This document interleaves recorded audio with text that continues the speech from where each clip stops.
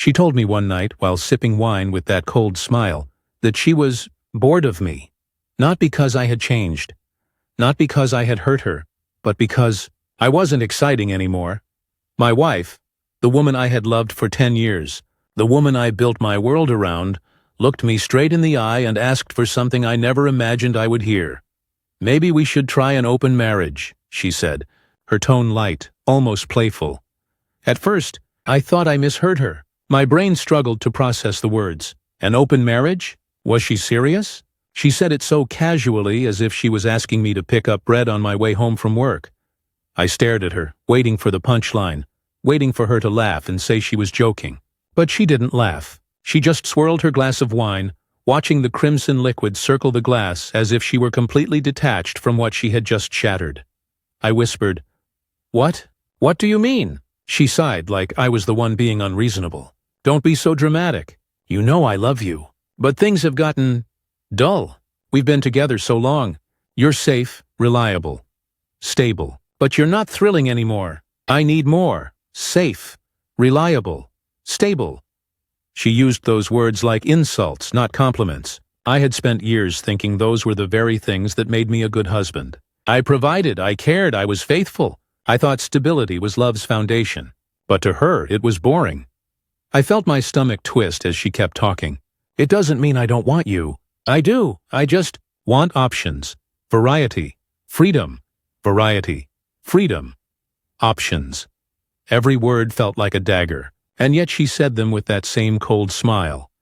Like this was perfectly normal. Like I was supposed to nod and thank her for her honesty. My chest tightened. I couldn't breathe. 10 years. 10 years of love, sacrifices, promises. And she wanted variety. I wanted to scream. I wanted to ask her how she could throw everything away so carelessly. But my voice betrayed me. It came out weak, broken. "So, I'm not enough for you?" Her eyes softened for just a moment. But not with love. With pity. "Don't think of it like that. You're my husband. You're my safe place. But I can't just be locked into one routine forever. Life is short. I want to feel alive. You understand, don't you?" No, I didn't understand. Not at all. But I nodded. Because love makes fools of us all. That night, after she went to bed, I sat alone in the living room, staring at the blank television screen. My reflection looked back at me, hollow-eyed, broken. I tried to hold it in, but the tears came anyway. Silent, uncontrollable. How did we get here? Had I really been so blind? I thought of our wedding day. The way she smiled at me in her white dress. The way she promised forever. The way she held my hand during hard times, when money was tight, when I worked long hours just to keep us afloat. I thought we were a team. I thought that love, once planted, only grew stronger. But now, sitting in the dim light of the living room, I realized that love, at least her version of it, had an expiration date. I didn't sleep that night. When I finally climbed into bed, she was snoring softly, peaceful, as if nothing earth-shattering had just happened. I lay beside her, staring at the ceiling, my chest heavy with grief and confusion. By morning, I convinced myself it wasn't real. Maybe she was drunk. Maybe it was a phase. Maybe she would wake up and take it back. But she didn't. Over the next few days, she brought it up again. This time, she was even more direct. "Think about it," she said. "We'd still be together, but we'd get to explore. Don't you ever wonder what you're missing out on?" I wanted to shout no, because I chose you, because I believed in us. But instead, I swallowed my pride and asked, "Why? Why now?" Her answer cut deeper than anything else she'd said. "Because I don't want to wake up one day resenting you for holding me back." Holding her back, as if being her husband, loving her faithfully, was some kind of prison. As if my devotion was a burden. That night, when she was in the shower, I sat on the edge of the bed, gripping my hands together until my knuckles turned white. My heart screamed to say no, to draw a line, to walk away. But my fear whispered louder. Fear of losing her. Fear of starting over. Fear of being alone. So when she finally looked at me with those expectant eyes, I did the most foolish thing I've ever done. I agreed. "Okay," I said, my voice barely above a whisper. "If this is what you want." Her face lit up. She kissed my cheek and whispered, "Thank you for understanding." But I didn't understand. Not at all. I was dying inside, and she couldn't see it. Or maybe she didn't care. That first night after agreeing, I sat in the dark again, fighting back tears. My chest felt hollow. I pressed my hand against it, as if I could keep my heart from collapsing under the weight of betrayal. I told myself I was strong. I told myself it was just a phase, that she would come back to me, that she would realize I was enough. But deep down, I knew I had just handed her the knife she would use to carve away at what little remained of us. I didn't realize it then, but that decision, that single whispered, "Okay," would change everything. Because one day, the tables would turn, and she would regret ever thinking I wasn't enough. After that night, after I agreed to her version of freedom, everything began to change. It started small. She began dressing differently. Clothes she hadn't worn in years suddenly appeared at the front of her closet. Tight dresses, short skirts, heels I didn't even know she owned. She started spending more time in front of the mirror, applying makeup with the kind of care and detail she used to reserve for anniversaries or special occasions. But these weren't special occasions, at least not for us.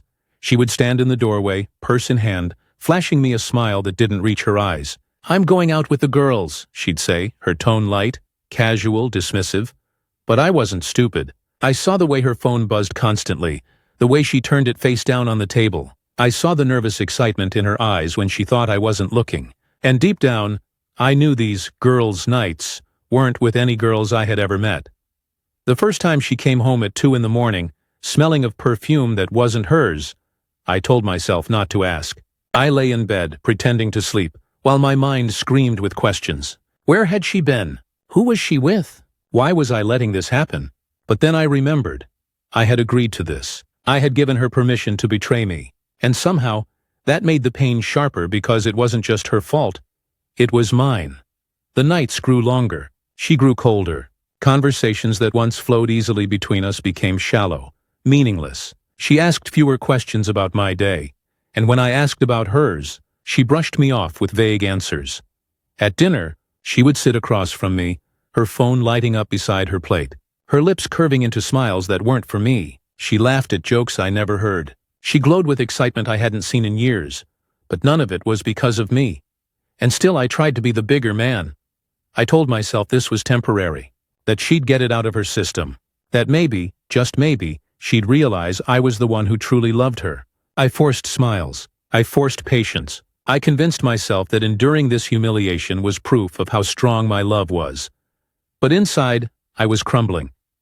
I couldn't focus at work. I lay awake at night, my mind replaying every detail. Her red lipstick, her perfume, her late-night whispers on the phone. The jealousy gnawed at me, but so did the fear of losing her completely. One evening, as I sat alone in a quiet bar, nursing a drink I didn't even want, a friend slid into the seat beside me. He'd known me for years, and he could see right through the mask I was wearing. "What's going on with you?" he asked. I hesitated, but eventually the truth spilled out. The open marriage, the late nights, the way I felt invisible. He listened, shaking his head slowly. When I finished, he leaned in and said, "Man, if she's out there living her life, then why aren't you? Why are you sitting here miserable while she's having the time of her life?" "Because I don't want anyone else," I whispered. "I want her," he sighed. "I get it, but she's not playing by the same rules you are. If you're in an open marriage, then you're in an open marriage. You've got every right to see what else is out there. Don't chain yourself while she's flying free." His words stuck with me. They rattled around in my head long after I left the bar. That night I sat on the edge of the bed staring at my phone. My thumb hovered over the screen as I downloaded a dating app. My heart pounded with guilt. It felt like betrayal, even though, technically, I had her blessing. But still, I hesitated. This wasn't me. I had never been the type to look elsewhere. I had never wanted to. But desperation makes us do things we never thought we would. The first few dates were disasters. One woman talked about her ex the entire night. Another barely looked up from her phone. Another treated the whole thing like a business transaction, asking bluntly what I made, what I drove, what I owned. I went home from each one feeling emptier than before. The laughter felt forced, the smiles fake. Nothing compared to what I had once felt with my wife, back when she was mine. I was ready to delete the app, ready to give up, ready to retreat back into my lonely shell. And then, I met her. Her name was Sophia. From the first moment we spoke, something was different. She didn't ask shallow questions or talk only about herself. She asked about me, my dreams, my hobbies, my thoughts. And when I answered, she listened. Really listened. Her eyes didn't dart to her phone. Her attention didn't wander. She leaned in, smiling softly as if every word I said mattered. Our first date wasn't glamorous. Just coffee at a quiet cafe. But I laughed more in that 1 hour than I had in months. She was funny without trying. Gentle without being fragile. She teased me, but in a way that felt warm, not cruel. For the first time in years, I felt seen, valued, wanted. We started meeting more often. Dinners, long walks, late-night conversations that stretched until dawn. She remembered the little things I told her. The way I liked my coffee. The books I used to love but hadn't picked up in years. The way I carried stress in my shoulders. She noticed things my wife hadn't noticed in years. And slowly, something inside me shifted. The constant ache in my chest began to fade. The weight I carried began to lift. Sophia didn't just fill the void my wife had left. She reminded me that I wasn't the problem. That I wasn't boring. That I wasn't unworthy of love. One evening, as we sat in her car after a late dinner, she reached across the console and squeezed my hand. "You deserve to be happy," she whispered. Her words echoed in my mind long after I got home. "You deserve to be happy." It was such a simple phrase, but it hit me harder than anything my wife had said in months. And that's when I realized meeting Sophia wasn't just coincidence. It was the spark that would ignite everything that came next. I didn't realize it then, but meeting her was the beginning of the end. Not for me, but for my wife's control over me. With Sophia, life began to feel different. Our first few dates had been simple, but that simplicity was exactly what made them special. There were no games, no pretense, no hidden motives. Just two people, talking, laughing, learning about each other. One evening we decided to cook together at her apartment. I hadn't cooked with anyone in years. My wife had long stopped sharing those little moments with me. She preferred takeout, quick meals, anything that didn't involve time spent together in the kitchen. But with Sophia, it was different. She tied her hair back into a messy bun, handed me a chopping board, and teased me when my slices weren't even. We laughed as I nearly dropped a pan, and she scolded me with mock seriousness when I tried to sneak a taste before it was ready. By the time we sat down to eat, the food was secondary. What mattered was how light I felt, how easy everything was with her. I didn't feel like I had to earn her attention or fight for her approval. She gave it freely, and in doing so, reminded me of a part of myself I thought was long gone. And it wasn't just fun. It was depth. Late one night, as we sat on her balcony with mugs of tea, Sophia shared pieces of her past, her struggles, her heartbreaks, the battles she had fought silently. And I shared mine. I told her about the loneliness I felt in my marriage, about the way I had convinced myself that being stable and safe was enough. She didn't pity me. She didn't dismiss me. She simply listened, her hand resting on mine, her eyes filled with empathy. For the first time in years, I felt truly seen, truly valued. Meanwhile, at home, things with my wife were shifting. At first, she seemed thrilled with her new freedom. She would come home late, humming to herself, scrolling through her phone with a smile she didn't bother to hide. She barely noticed me, but then something changed. She began to watch me more closely. She noticed when I came home later than usual. She asked questions when I smiled at my phone. "Who are you texting?" she asked one evening, her voice sharp, suspicious. I froze. For months, she had been out late, whispering on her phone, hiding messages. I had endured it silently, choking down my jealousy. And now, suddenly, she wanted answers from me? "It's just a friend," I said casually, forcing a shrug. But she didn't let it go. She narrowed her eyes, her lips pressed into a thin line. That night, I realized something. My wife, who had begged for freedom, who had insisted on exploring, who had declared me safe but boring, hated the idea that I could be wanted by someone else. The irony burned through me like fire. She wanted me chained to her, watching helplessly while she explored her new world. But when I spread my wings, she panicked. The more time I spent with Sophia, the more obvious the contrast became.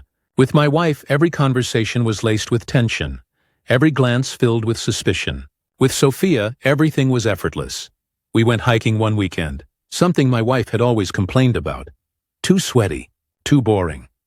But with Sophia, I climbed hills, felt the wind in my face, and laughed at our silly jokes along the trail. For once, I wasn't dragging someone along. I was sharing joy with someone who actually wanted to be there.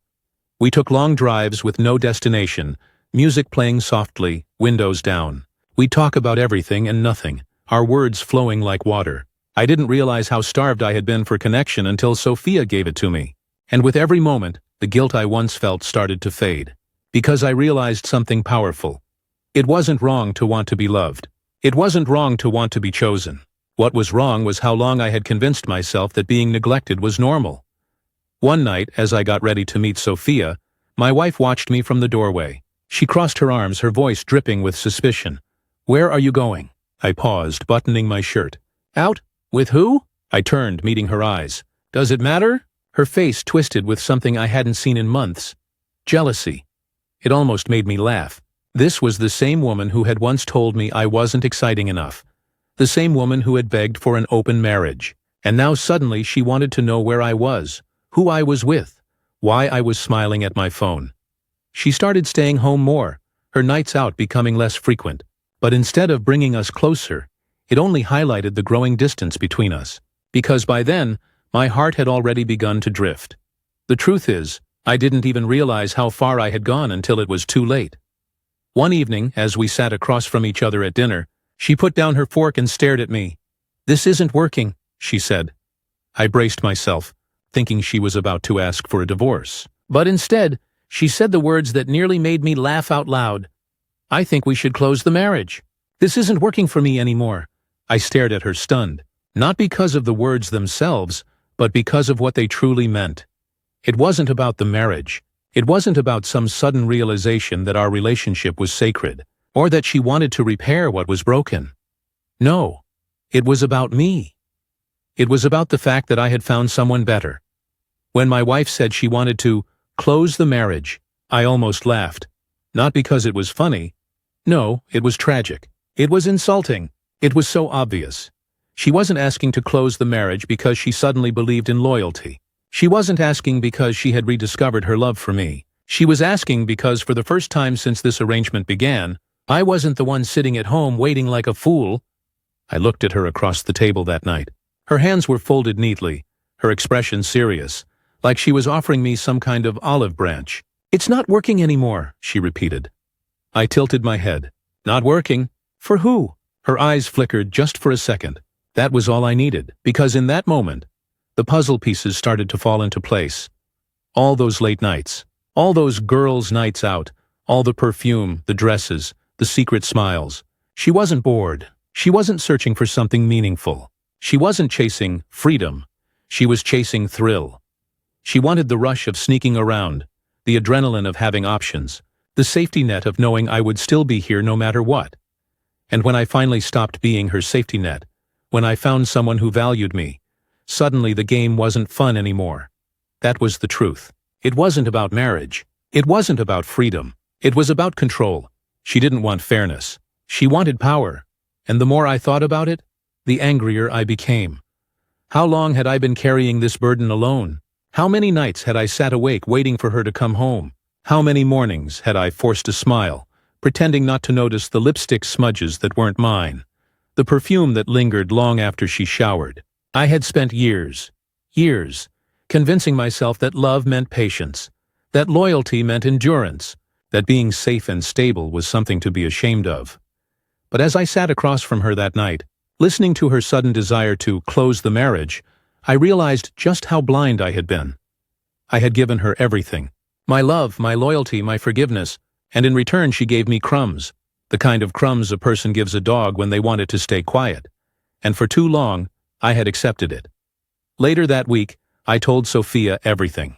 We were sitting in her living room, the soft glow of a lamp filling the space with warmth. She listened quietly as I recounted my wife's demand, my suspicions, the years of neglect I had endured. When I finished, I leaned back on the couch, my chest heavy. "Maybe I've been a fool this whole time. Maybe I deserved this for being so blind." Sophia shook her head firmly. "Don't you dare say that. You didn't deserve this. Nobody deserves this." Her voice was steady, calm, but filled with conviction. She leaned closer, her eyes meeting mine. "You gave her everything. You were loyal. You were loving. That's not weakness. That's strength.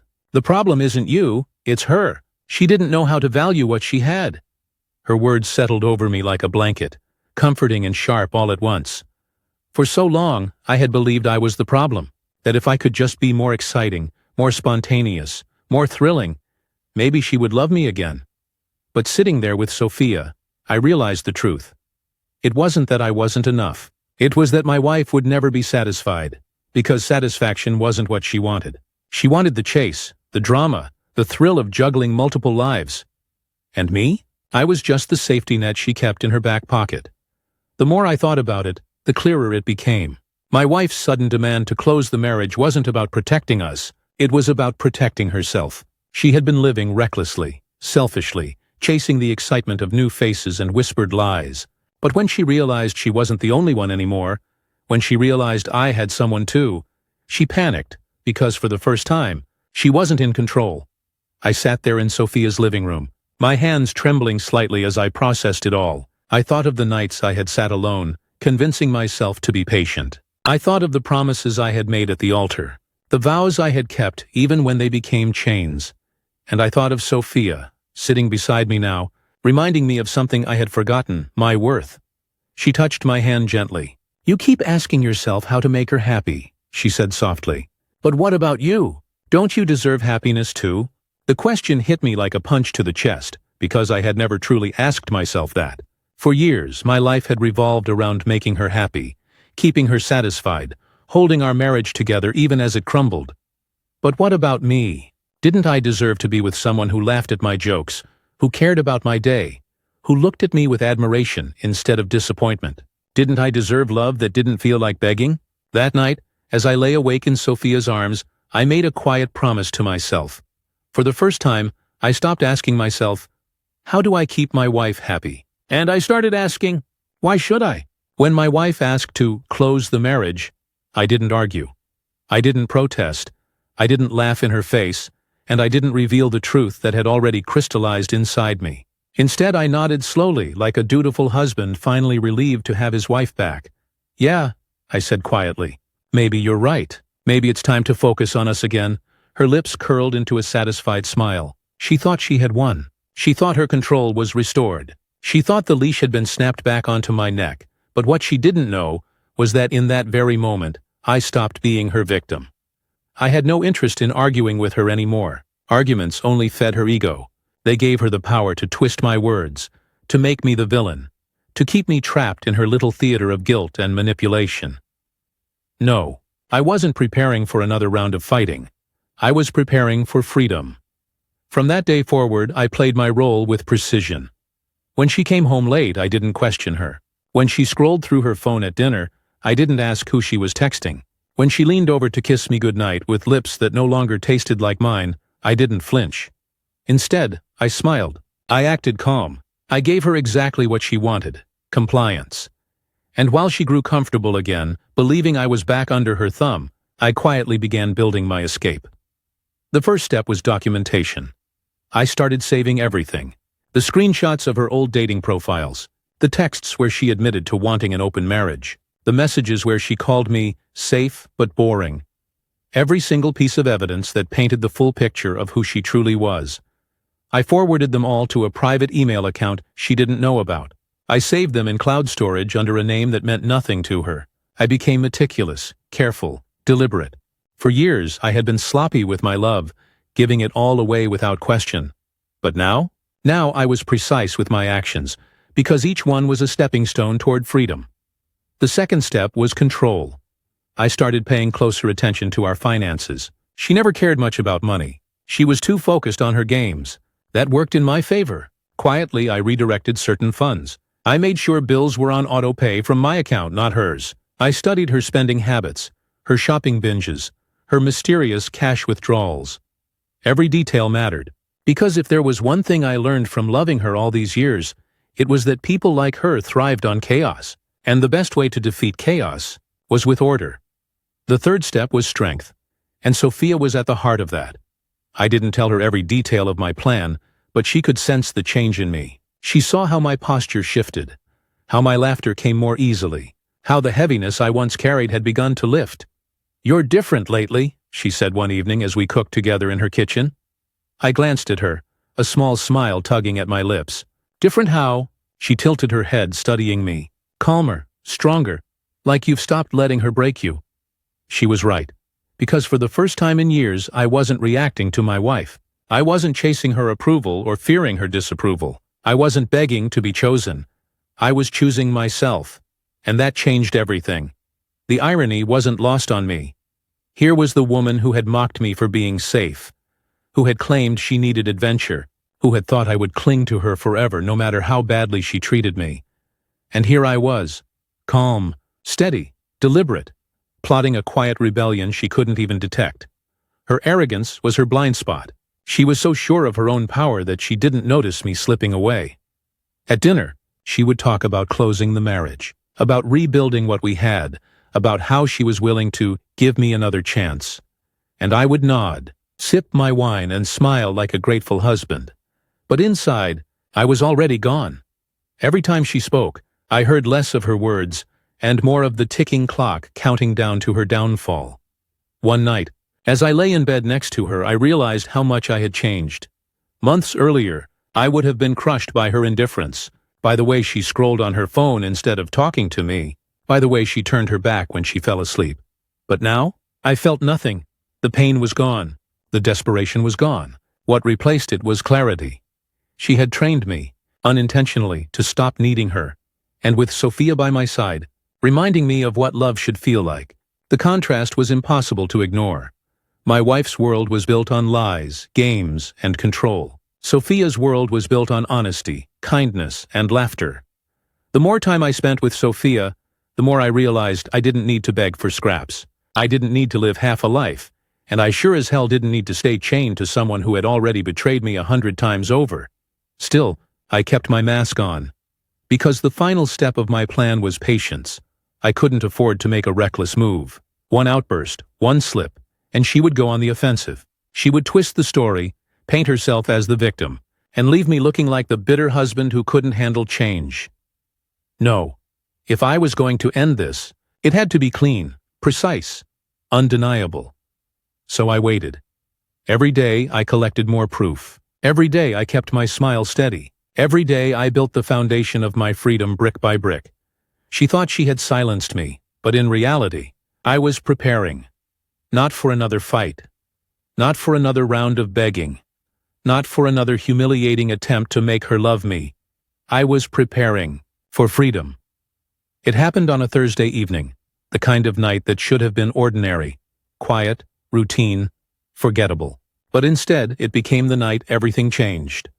I had just come home from work. I was relaxed, calm, almost too calm. Dinner was heating on the stove. The air smelled of roasted chicken and garlic. I poured myself a glass of water and sat at the table, scrolling casually through my phone. That's when she walked in. Her heels clicked against the hardwood floor, sharp and deliberate, like she was walking into battle. She dropped her purse onto the counter with a loud thud and folded her arms across her chest. Her eyes were burning, but beneath that fire, I could see it. Fear. "We need to talk," she said flatly. I leaned back in my chair, as if her words weighed nothing at all. "About what?" Her jaw tightened. "About her. About this. Sophia." At the sound of her name, I smiled faintly. Not a mocking smile, but a calm, knowing one. "What about her? You need to cut her off." My wife's voice cracked like a whip. "It's her or me." Once upon a time, that ultimatum would have shattered me. I would have panicked, begged, sworn up and down that I would do whatever it took to keep my wife. But now I just stared at her. Quiet, steady, unshaken. "Her or you," I repeated softly. "That's interesting." She frowned, caught off guard by my calmness. "I'm serious. This isn't funny. You're my husband. You don't get to just sleep around." I cut her off, tilting my head. "Go on dates? Come home late and call it girls' night? Create dating profiles under fake names." Her face went pale. I leaned forward, resting my arms on the table. My voice dropped low and deliberate. "You think I don't know? You think I didn't notice the lies? The late nights? The excuses? You wanted an open marriage because you were bored. But let's be honest here. You just wanted to cheat without consequences." Her lips parted, but no words came out. For once she was speechless. And God. It felt liberating. I continued, my tone steady as a blade. "You told me I was safe but boring. You told me I wasn't enough. You shattered me over and over, until I was crawling on my knees just to keep you happy. And when I finally found someone who treated me with the respect I deserved, suddenly you wanted to close the marriage." She shook her head quickly, eyes wide. No, that's not what this is. I just realized I don't want to lose you. That's all. I laughed. Not bitter, not cruel, just hollow. No, what you realized is that you don't want to lose control. You never wanted fairness. You wanted me chained to you while you did whatever you pleased. And when I found someone better, someone kinder, someone who made me feel alive again, you panicked. Her eyes welled up with tears. She reached out across the table, her voice trembling. Please listen to me. We can fix this. I made mistakes, but I love you. I don't want a divorce. I don't want to lose you. Divorce. The word hung in the air, thick and heavy. Funny how she said it before I even did, almost like she knew what was coming. I took a deep breath and stood slowly, my chair scraping against the floor. I looked down at her, the woman I had once loved with everything I had, the woman who had torn me apart piece by piece, and for the first time in years, I felt no fear, no desperation, no need to beg. It's over, I said firmly. Her face crumpled. No? I'm filing for divorce, I continued, my voice cutting through her protests. This marriage ended the night you looked me in the eye and told me I wasn't enough. This isn't about Sophia. This isn't about jealousy. This is about respect. And you lost mine a long time ago. She shook her head violently, tears streaming down her cheeks now. No, please, you don't mean that. We can fix this. I'll change, I promise. I'll stop everything. Just don't do this. Don't throw us away. I almost pitied her. Almost, because here she was, using the same tricks she always had. Guilt, panic, crocodile tears. But they didn't work anymore. Not on me. I stepped closer, leaned down just enough so she had no choice but to meet my eyes. You wanted freedom, remember? I whispered. Well, here it is. I'm giving you exactly what you asked for. Her lips trembled. Please, I straightened, my voice rising, calm but final. Don't ever mistake my love for weakness again. And with that, I turned, grabbed my coat and walked out the door. Her sobs echoed behind me, but I didn't look back. Not once. Because for the first time in 10 years, I was finally free. The divorce papers came through on a quiet Monday morning. No fireworks, no dramatic courtroom battle. Just a thin envelope slid under my door, holding within it the ending of a decade-long story, and the beginning of something new. I stared at the documents for a long time. My name, her name, the judge's signature, final, irrevocable. And instead of sadness, instead of regret, I felt something else entirely. Relief, like I'd been holding my breath for 10 years and could finally exhale. The weeks that followed were strange. There were moments when I caught myself glancing at the empty side of the bed, expecting her to be there. There were mornings when I almost reached for my phone to check if she'd texted me. Habits die hard, even the painful ones. But then I remembered. This wasn't loss. This was freedom. I had spent so long convincing myself I needed her love to survive, when in reality all I needed was the courage to walk away.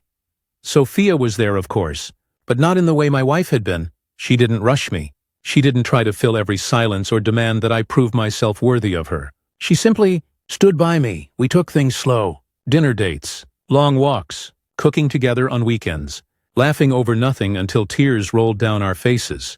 She didn't make me feel like I had to earn her attention. She gave it freely. She didn't make me beg for her love. She offered it with open hands. And with every passing day I realized, this is what it's supposed to feel like. Love isn't supposed to feel like walking on glass. It isn't supposed to feel like begging for crumbs of affection. It isn't supposed to feel like a game you can never win. Love is supposed to feel safe, joyful, steady. One evening, a few months after the divorce was finalized, Sophia and I sat on a park bench watching the sun set. The air was cool, the sky streaked with orange and pink. She looked at me, her eyes soft. Do you ever regret it? Leaving her? I thought about it. Really thought about it? No, I said finally. I regret staying as long as I did. I regret all the nights I cried myself to sleep hoping she'd change. I regret giving so much of myself to someone who only wanted to break me. Sophia reached over and took my hand, squeezing it gently. But you're free now, I smiled. Yeah, I am. Of course, freedom didn't mean the past never came knocking. A few times my ex-wife tried to reach out. The first time she sent a text, I miss you. Can we talk? I stared at it for a long moment. Then I deleted it without replying. The second time, she called. I watched the screen light up with her name, the familiar letters that once made my heart race. My thumb hovered over accept for a moment, then slid to decline. The third time she emailed me. Pages of apologies, excuses, promises. I didn't even read it all the way through. I closed my laptop, walked outside, and breathed in the evening air. Because here's the truth. The opposite of love isn't hate. The opposite of love is indifference, and by then, I felt nothing for her. No anger, no pain, no longing, just nothing. That was the real revenge. Not shouting, not proving her wrong, not making her jealous. The real revenge was living my life without her shadow hanging over me. Time passed. I built new routines, new joys. I reconnected with old friends I had neglected during the years I spent chained to her. I found hobbies I'd forgotten I loved. Reading late at night, jogging at sunrise, tinkering with old records. And with Sophia by my side, everything felt different. Not perfect, because no relationship is, but real, balanced, mutual. Sometimes, when I caught her laughing at one of my corny jokes, or when she reached for my hand without even thinking about it, I felt a quiet ache in my chest. Not pain, gratitude. Because after everything I had endured, after all the years of being told I wasn't enough, here was someone who saw me and thought I was more than enough. Looking back, I realized the greatest mistake I made wasn't agreeing to the open marriage. It wasn't staying too long, or giving too much, or believing her lies. The greatest mistake I made was forgetting my own worth. I had handed over the keys to my happiness and begged her to unlock the door for me. But happiness was never hers to give. It was mine to claim all along. If there's one lesson I've learned, it's this. Never beg someone to love you. Love should never feel like a bargain.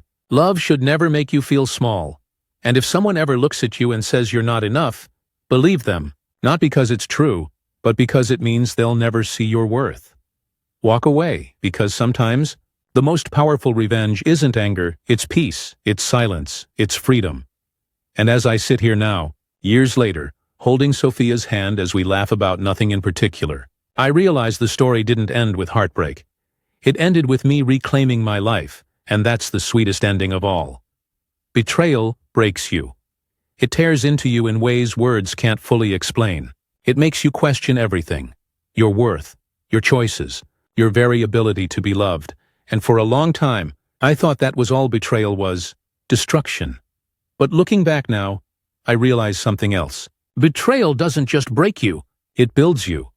Because the pieces you gather afterward are sharper, stronger, wiser. You don't rebuild into who you were before. You rebuild into someone new, someone who knows their worth, someone who refuses to settle for less ever again. My wife thought she could shatter me.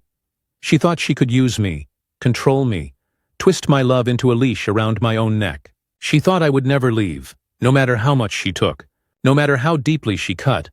But here's the irony. In trying to destroy me, she freed me. Her betrayal forced me to face the truth I had been running from, that I was living half a life, begging for half a love and calling it enough. She didn't just betray me. She woke me up sometimes. The cruelest twist of fate is also the kindest, because losing her gave me back myself.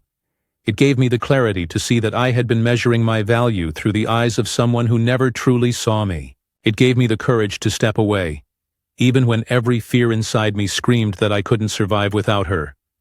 And when the dust settled, when the papers were signed, when the tears dried, I realized something life-changing. I didn't just survive. I won. What did I win? Not revenge, not victory in some childish game. I won peace. I won freedom. I won the chance to live a life that wasn't built on lies, manipulation, and fear. And most importantly, I won myself back. If there's one thing I learned through all of this, it's that love should never feel like a trap. It shouldn't feel like begging. It shouldn't feel like punishment. It shouldn't feel like one person's soaring while the other is chained to the ground. The right person doesn't demand freedom at your expense. They build it with you, side by side, not against you. Looking back, I see now that my wife's game always had an expiration date, because games like hers always do. Control can't last forever. Lies eventually collapse under their own weight. Manipulation only works as long as the other person chooses not to see it. And once you see it, once the blindfold falls away, the game ends. Hers did, and the truth? She didn't just lose me. She lost the version of me who was willing to accept so little. She lost the man who believed love was supposed to hurt. She lost the partner who thought loyalty meant sacrifice at any cost. That man is gone. In his place stands someone stronger, someone who will never again confuse chains for commitment. And that's the real lesson here, isn't it? Love isn't proven by how much pain you can endure. It's proven by how much joy it brings you. It's not about who keeps you guessing. It's about who makes you feel certain. And it's never about who controls you. It's about who stands beside you. For a long time, I thought revenge meant making her suffer. I thought it meant showing her I could hurt her the way she hurt me. But I was wrong. The real revenge was indifference. The real revenge was silence when she called, peace when she begged, a smile when she cried. Because nothing unsettles someone like her more than realizing she no longer has any power over you. And when I walked away from her, calm, steady, unbroken, I took all of her power with me. Today, I stand in a new life, not a perfect one. Not a fairy tale, but a life that feels honest, real, free. And I carry this lesson with me every single day. Never beg someone to love you, because real love doesn't need begging. Real love doesn't need bargains. Real love doesn't make you question if you're enough. Real love sees you exactly as you are and says, you're more than enough. If you take anything from my story, let it be this: don't let betrayal convince you that you're broken forever. Yes, it hurts. Yes, it feels like the end. But sometimes, the end of one story is just the beginning of a better one. And sometimes, losing the person you thought you couldn't live without is the only way to find the person you were always meant to be. My wife thought she had beaten me. She thought she had destroyed me. But in the end, her game backfired. Because I didn't just survive, I won.